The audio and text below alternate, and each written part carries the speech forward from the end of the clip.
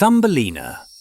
A big shout out to Lazy, Rari, Asta, Angela, Mary, Zach, Queen, and Katerina for requesting today's story. Once there lived a kind and lonely woman who wanted one thing more than anything else in the world.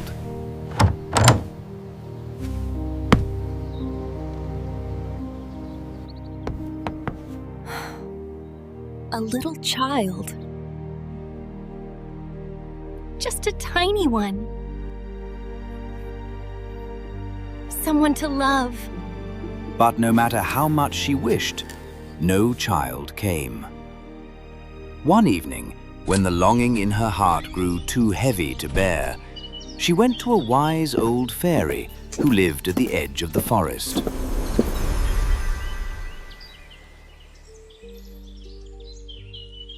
Can you help me? I want a child, just a small one. Is there any way at all? Oh, yes. That can be arranged. Plant this in a flower pot, water it with care, and be patient. The woman accepted the barley corn gratefully and paid the fairy 12 silver coins. Then she hurried home and planted it exactly as she was told. The very next morning, something extraordinary happened. From the soil rose a green shoot, then a stem, then a bud. By evening, a beautiful flower stood in the pot. Oh, what a beautiful flower. She bent down and kissed its petals. At once, the flower opened.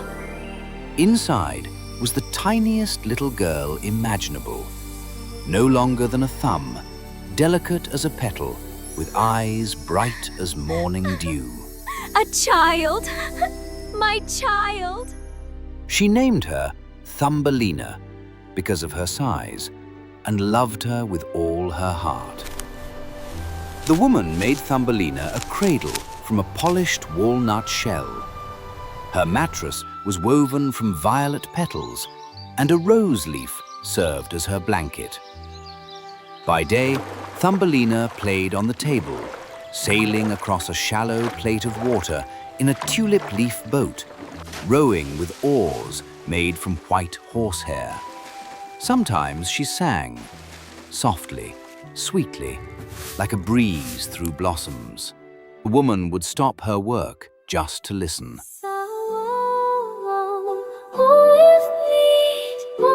Silver, red and white, every cage of soul in gold in the morning light.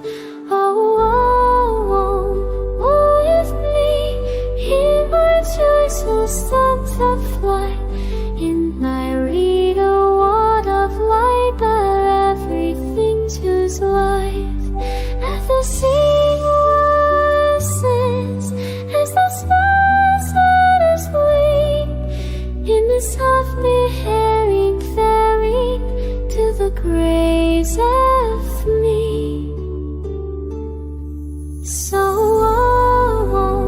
with me, by the scarlet children dream, I'm going a range of things I'm fearing into rain.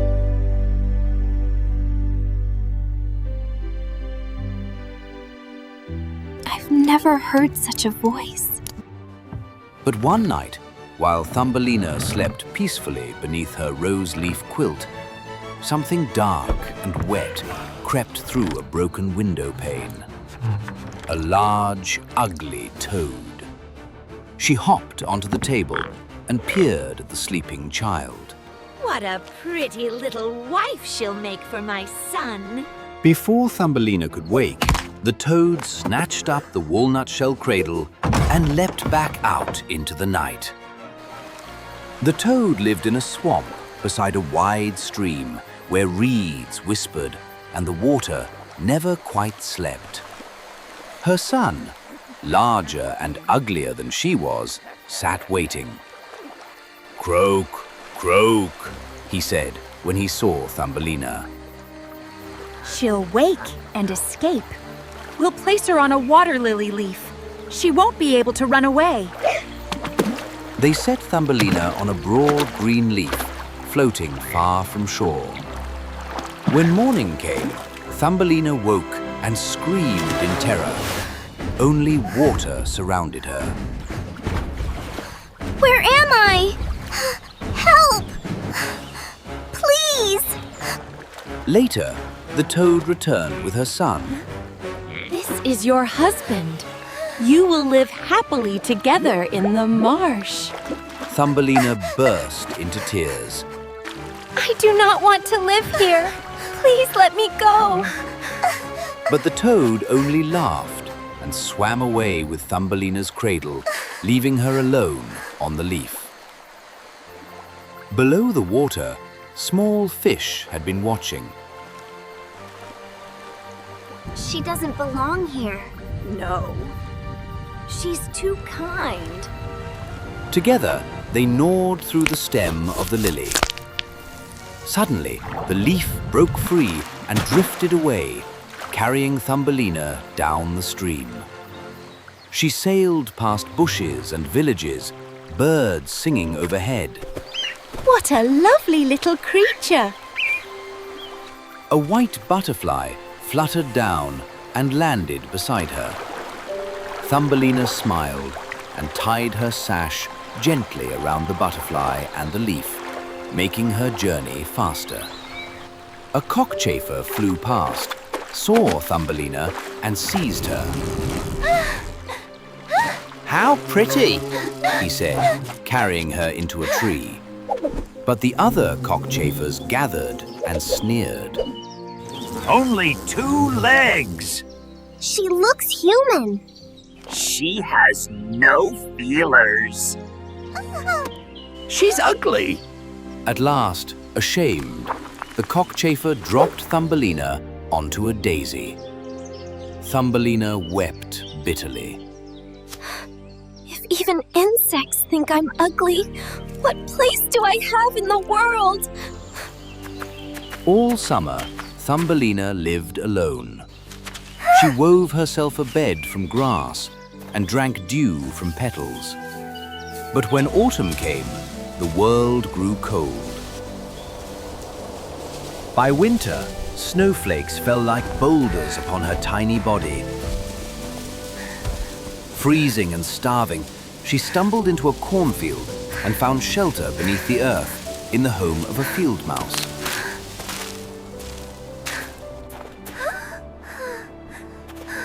You poor child. Come in and warm yourself.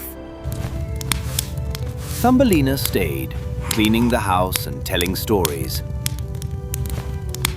You may stay all winter, but I have a neighbor, a very rich mole.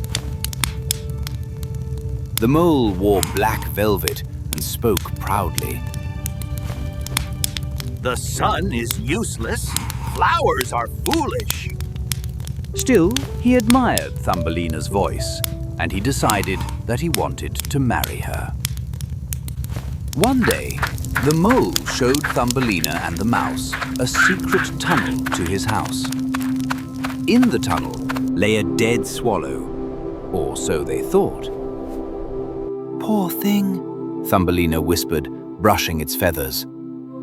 That night, she secretly covered the bird with warmth. To her amazement, its heart began to beat. All winter, she nursed him in secret.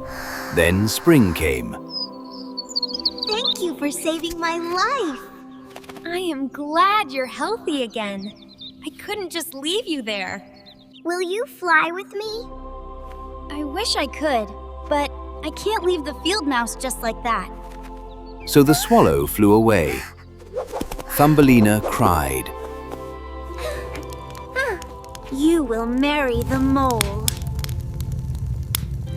No, I cannot, and I do not want to marry him. But the wedding was set.